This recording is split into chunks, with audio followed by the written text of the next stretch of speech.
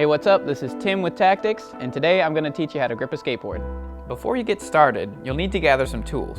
First, you'll need something to cut the grip with.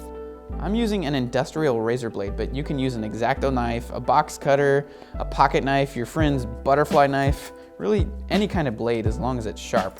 Second, something to score the grip with. You can use a file, a screwdriver, or if you got nothing else, just use your truck.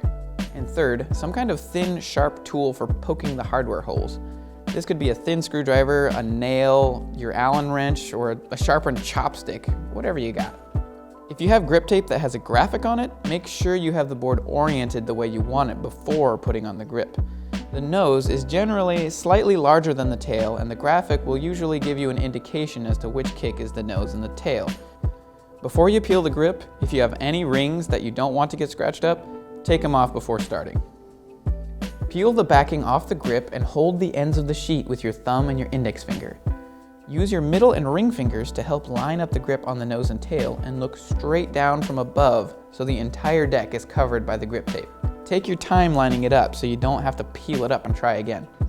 Once you're lined up, lightly stick the grip to the tips of the nose and tail. Then, using the sides of your palms, press the grip down the center of the deck lengthwise.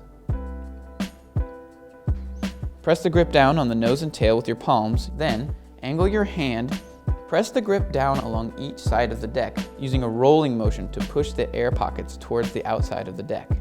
Using this method, there shouldn't be any air bubbles, but just in case, here's a couple tips to get rid of any air pockets. You can use the bottom sheet by laying it on top of the grip and sliding your hands to the sides of the deck to push out any bubbles. This keeps you from shredding your hands. You can also use a roller wheel to push out the air bubbles if you got one, but if you don't have one of those, you can just use your wheel on your truck.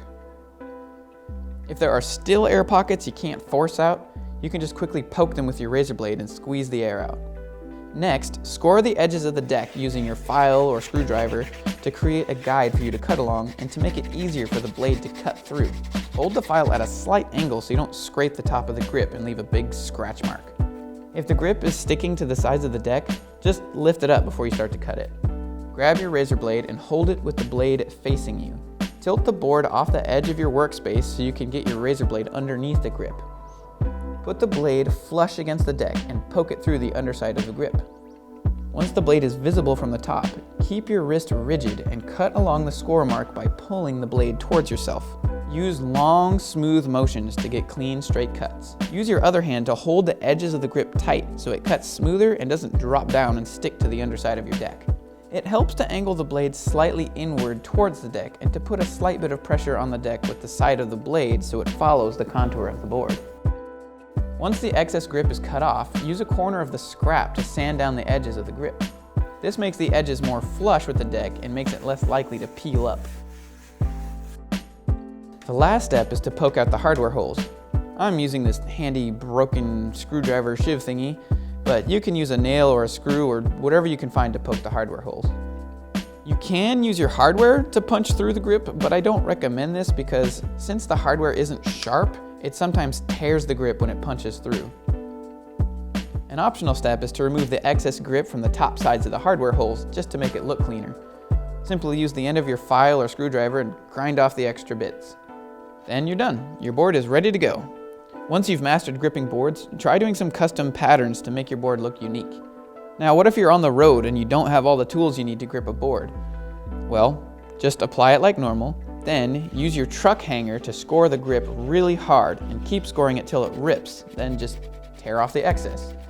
It's going to look haggard, but you gotta do what you gotta do when it's time to skate.